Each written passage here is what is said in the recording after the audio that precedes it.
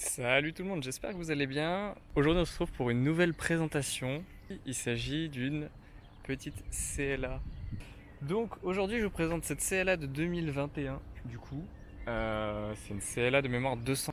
On va en parler un petit peu en détail, je vais vous la présenter et ensuite on ira rouler comme avec le GLA. Pardon pour les petits cadrages un peu foireux.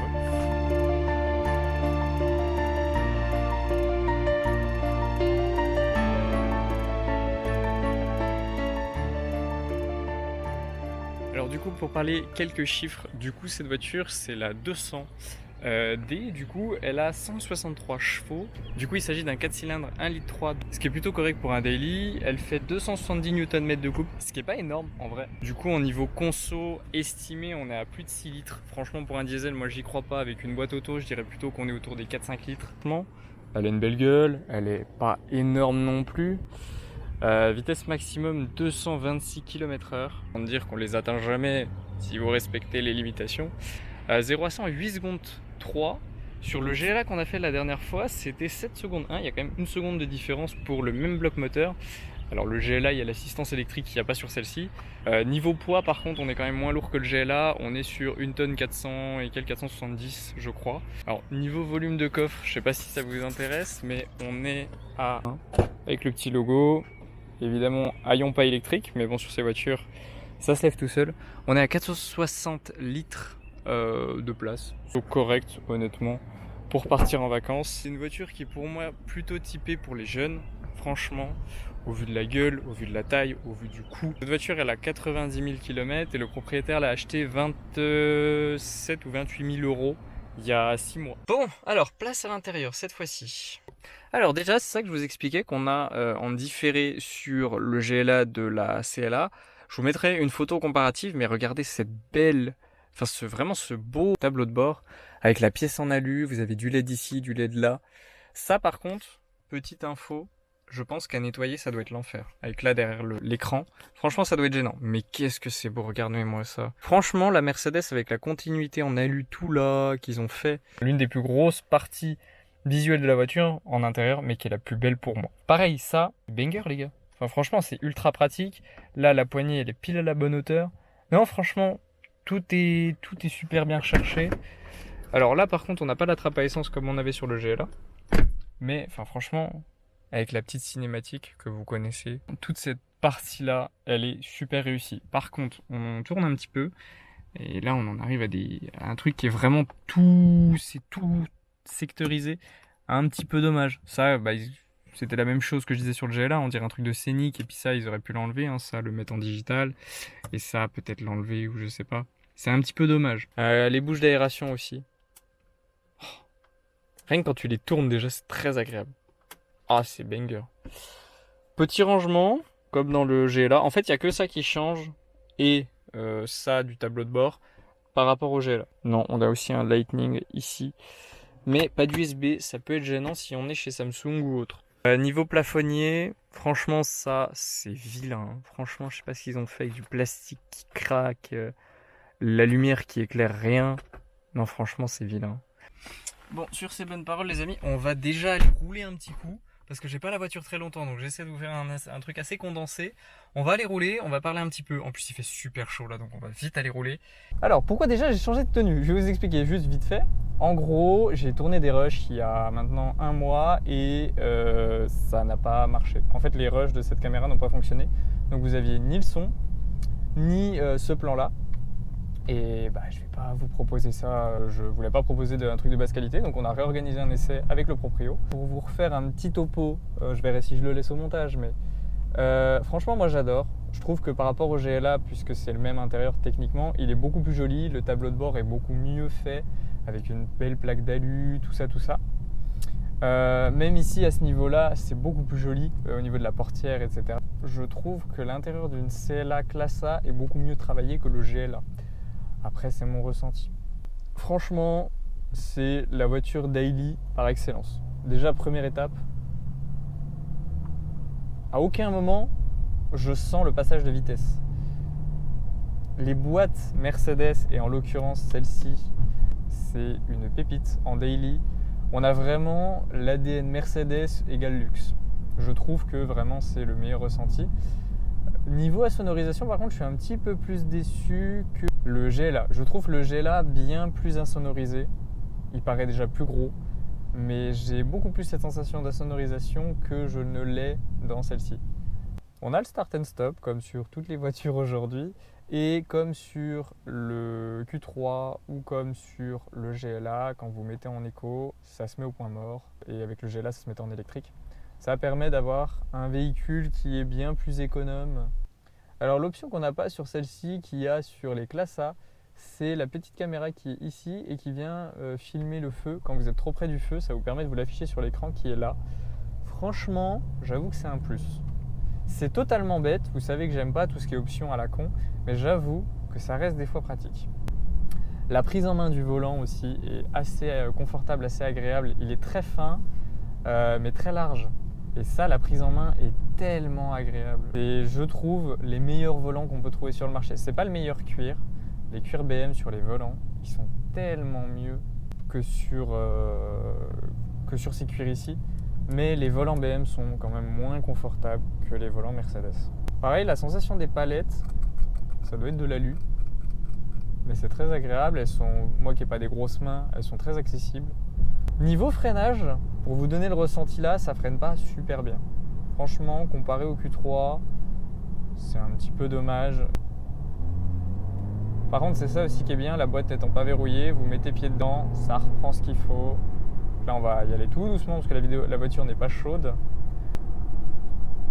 Alors, on va quand même passer en sport. Alors je vais déjà vous montrer quand même l'éco, parce que là du coup elle rétrograde toute seule, mais s'il te plaît, reviens. Alors la boîte est très réactive, ça c'est cool. Enfin, je veux dire, elle comprend ce qui se passe. Voilà, là je suis en roue libre. Si j'arrête d'accélérer, si je réaccélère, elle repart. Ça fait que ça tarde un petit peu à l'accélération si vous voulez reprendre les gaz, mais c'est très successful. Second point aussi par contre, c'est ce qu'on disait avec le Proprio, ces montants là sont un petit peu hauts, que ce soit tant pour mettre le coude, bon ça c'est juste du confort, mais surtout pour la visibilité.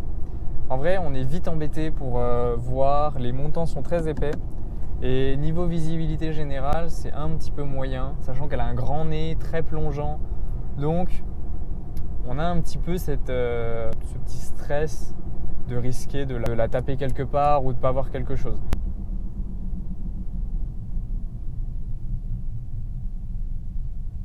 On entend beaucoup les bruits de roulement, je ne sais pas si vous entendrez. Sinon, alors les sièges, est-ce qu'ils sont confortables. Franchement, déjà ils sont magnifiques, les sièges confort chez Mercedes. Et franchement, il n'y a rien qui égale ça au niveau de la gamme BM, Audi, Mercedes. Ah oui, évidemment, si je dis Mercedes, oui. Mais les Audi, pour le coup, alors ça par contre c'est pénible. Vous voyez, j'aime pas les options, mais ça c'est pénible. Oui, pour dire, Audi avait des très bons sièges, mais ils n'étaient pas très enveloppants. Ils étaient assez fins, etc. Et là, on a vraiment ce confort. C'est divin en fait. Hein. Franchement, moi j'adore cette voiture. Et elle est très typée gabarit petit. Ça, c'est pas très haut, donc tu touches facilement. Les coussins sur les côtés sont réglables, mais là, ils sont très bien réglés et je crois qu'ils sont au minimum. Et ça me gêne pas. Donc non, franchement, niveau assise, c'est bien. Alors, simple défaut, elle a tendance du coup à vite débrayer ou à vite rester au point mort quand on freine. Ça pousse à utiliser plus de plaquettes.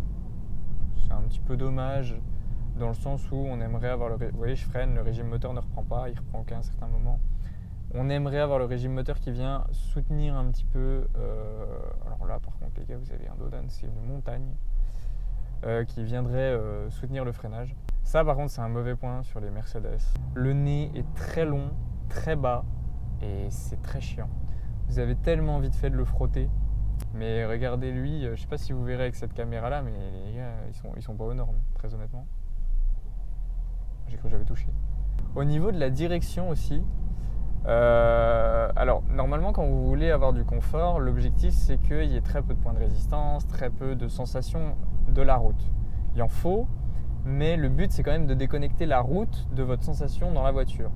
Donc généralement, vous allez avoir une direction assistée très très souple, des suspensions très très souples, et du coup vous n'avez pas une réponse très agréable. Voilà, par exemple si je fais ça, Si on est avec une voiture vraiment souple, là je ne bouge pas normalement. Et là je bouge. Donc on a quand même un certain jeu, une certaine souplesse. Là vous voyez, je vais tout droit et je tourne quand même le volant. Donc on a quand même une certaine réponse dans le volant. Donc en vrai, on garde quand même ce côté entre guillemets sportif. C'est-à-dire que si je décide d'attaquer avec cette voiture, on va le faire un petit peu après, je sais que je peux attaquer sans me faire peur. Ça, je sais qu'il n'y a pas de souci. Le volant va très bien répondre, le moteur va répondre, même si c'est un 150 chevaux. Les freins, un petit peu moins, hein, mais ils vont répondre, ça je le sais. Donc voilà, il n'y a pas à s'inquiéter à ce niveau-là. Sport, donc on va passer en manuel et tout de suite plus dans les tours. Voilà, ça répond. Une boîte, j'ai rarement vu une réactivité comme ça, honnêtement. C'est très très réactif. Et ce qui est dommage, c'est ce qu'on retrouvait dans le GLA, mais que malheureusement on ne retrouve pas dans cette voiture-là évidemment. C'est le petit son du 4 cylindres essence qui là étant un 4 cylindres diesel, ça fait un bruit de chiotte quoi. Niveau ressenti, honnêtement, il n'y a rien à redire. Il n'y a pas de point tellement négatif. En fait, si on veut être objectif, vous me donnez cette voiture, moi je vous dis qu'elle est très bien. Et le proprio vous le dira aussi d'ailleurs, puisqu'il est amoureux de cette voiture. Il n'y a rien à critiquer. Mais si on veut une objectivité dans l'essai routier, je suis obligé d'accentuer les points pour vous donner vraiment... Regardez par exemple là, voilà, ça, on le sent. C'est pas du tout amorti, il n'y a eu aucun amorti. Et je suis obligé un peu d'accentuer les points pour vraiment vous donner des ressentis honnêtes parce que vous n'êtes pas à ma place et à travers la caméra, vous ne voyez pas forcément tout ce que je vais dire, tout ce que je vais ressentir, etc. Mais voilà, là, en soi, elle est géniale cette voiture. Cette voiture en full option, elle était sortie quand même à presque un bon 50 000. Aujourd'hui, ça c'est une voiture qui a été achetée par le propriétaire actuel à 30 000 € avec 90 000 km. Donc je pense que là on est sur des prix qui sont plus que corrects au vu du véhicule que c'est. J'aurais du mal à mettre ce prix-là dans cette voiture-là parce que moi j'aime pas spécialement Mercedes et que je préfère pour le même prix, voire un petit peu moins cher, avoir des trucs plus intéressants en termes de rapport qualité-prix. Mais je reconnais que pour quelqu'un qui aime le confort et qui veut une voiture qui a une belle gueule, cette voiture elle coche toutes les cases. Donc là on va se faire une petite accel. Par contre vous entendez tout de suite le moteur, ça... Et déjà presque à la limitation de vitesse.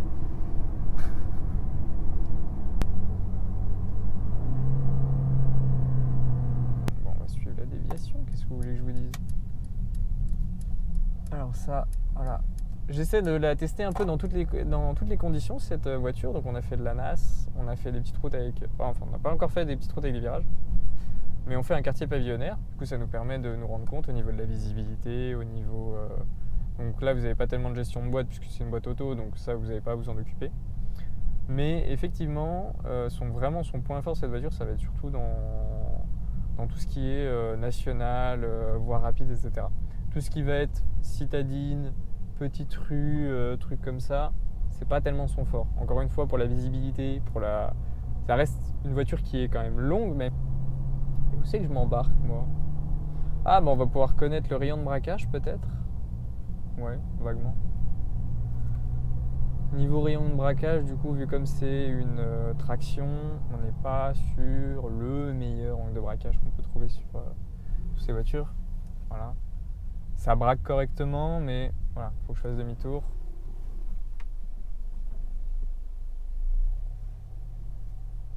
Ça braque bien, hein, mais si on n'avait pas du coup cette traction et que c'était une propulsion, en vrai on aurait ce confort de pouvoir tourner le volant presque à 90 degrés limite. Enfin, je dis ça ironiquement, mais c'est l'idée quoi. Ah voilà, du coup. Alors tais-toi par contre. Je pensais pas du coup mettre le GPS, mais vous le verrez peut-être. Donc voilà, c'est ça que je vous expliquais. Je sais pas si vous le verrez avec cette caméra, mais du coup ça permet vraiment de tout voir. Merde, j'appuie sur la palette en même temps. Wow, ta gueule. Je voulais bloquer le volant avec mon genou et du coup j'ai appuyé sur les palettes. Ah oui, du coup c'est un mauvais point, on peut pas conduire avec le genou. S'il y a des auto-écoles qui me voient, ils vont me maudire à dire des bêtises pareilles. Ne conduisez surtout pas avec les genoux. Hein. Si vous avez besoin, en cas de problème, de reprendre le volant, c'est le pire truc.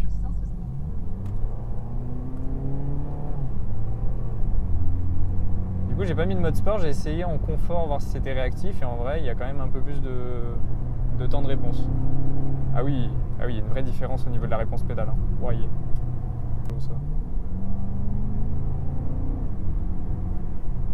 Ah, et ce petit bruit rageur, franchement, j'adore. Niveau tenue de route, vu comme on est bas sur la route, eh ben franchement, il n'y a rien à dire. La tenue de route est impressionnante. Et vraiment, on sent qu'on est collé au sol, quoi. Après, c'est les pneus qui font le taf. Mais c'est vrai que cette sensation de vraiment être sur le sol, elle est super agréable. Parce que vraiment, avec le GLA, j'avais peur d'attaquer. Hein. Déjà, il est beaucoup plus lourd, parce qu'il est hybride. Mais j'avais peur. Hein. Franchement, j'étais pas serein dans certains coups de volant. Alors, vous voyez, il n'y a quand même pas une grande réponse à haute vitesse. Après, encore une fois, c'est pas une voiture pour faire de la piste. Hein. Enfin, vous achetez pas une CLA pour faire de la performance. Hop, c'est parti. On rétrograde 3ème. Pied dedans. Ça reste une 160 chevaux, on se comprenne. Par contre, le passage de rapport est super lisse. Mais je vais faire la même réflexion que j'ai fait dans le Q3. On n'a aucune réponse de boîte de vitesse et ça, c'est dommage. C'est ça qui est bien avec les boîtes simples embrayage des anciennes Ferrari, des anciennes Maserati, des trucs comme ça, c'est qu'on a une réponse. Ouais, vraiment, je pense qu'on perd des chevaux en confort. Ou les chevaux sont pas délivrés pareil, mais entre le mode sport et le mode confort, vraiment, il n'y a pas du tout la même sensation de pédale. Hein. Bon, heureusement en même temps, sinon ça servira à rien de mettre des bottes de conduite. Hein.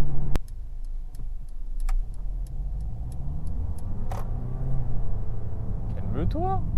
J'ai presque pas mis de pédale et je suis en mode confort. Elle m'a fait monter la première à 4000 tours minute. Alors il n'y aura pas de point histoire sur cette voiture parce qu'il n'y a pas spécialement d'histoire à proprement parler. La Classe A, c'était un mini space à la base et c'est devenu une compacte premium. Mais il n'y a pas d'histoire à proprement parler intéressante, etc. Quand il y en a, par exemple sur les prochaines voitures qui arrivent en tournage cet été que vous aurez à la rentrée, là il y aura des points histoire, je vous le dis toutes. Mais là dans celle-ci, il n'y aura pas de points histoire. Donc voilà, pour faire un petit point, j'adore, franchement. Tout est là aux bons endroits, il y a tout ce qu'il faut. Il y a peut-être un peu trop. Ce serait le mot que je donnerais en critique, c'est il y a un peu trop. On n'a pas besoin de tout ça, au détriment de certaines options, certaines finitions qui pourraient être mieux. Après, encore une fois, moi j'adore. Ça dégage déjà quelque chose en société, hein, on va pas se mentir. C'est des marques qui dégagent des choses en société. Moi je sais que je trouve qu'elle est bien cette voiture, bien finie. Donc voilà. Écoutez, on arrive sur la fin de cette vidéo. Donc moi je vous laisse sur ces petites images. Pour conclure, hein, c'est des phrases que je n'utilise pas toujours mais que j'utilisais au début de ma chaîne YouTube. Mais je n'ai qu'une chose à vous dire, n'ai-je pas bien joué mon rôle? Alors applaudissez, la pièce est jouée. Les amis, la vidéo est finie. Je vous invite à mettre en commentaire votre avis. Si vous avez des voitures dans les alentours de Besançon et que vous souhaitez partager, que ce soit votre ressenti en vidéo, qu'on la présente ensemble ou que vous vouliez juste la mettre à disposition pour contribuer à la chaîne, eh bien, écoutez, vous êtes les bienvenus. Espace commentaire, me contacter sur TikTok ou les réseaux sociaux en général. Et je vous répondrai avec grand plaisir. Et sur ce les amis, moi je vous dis à la prochaine et bonnes vacances à tous si la vidéo sort avant la fin de l'été, ce qui est peu probable mais bon. Sinon bonne rentrée à tous. Ciao ciao.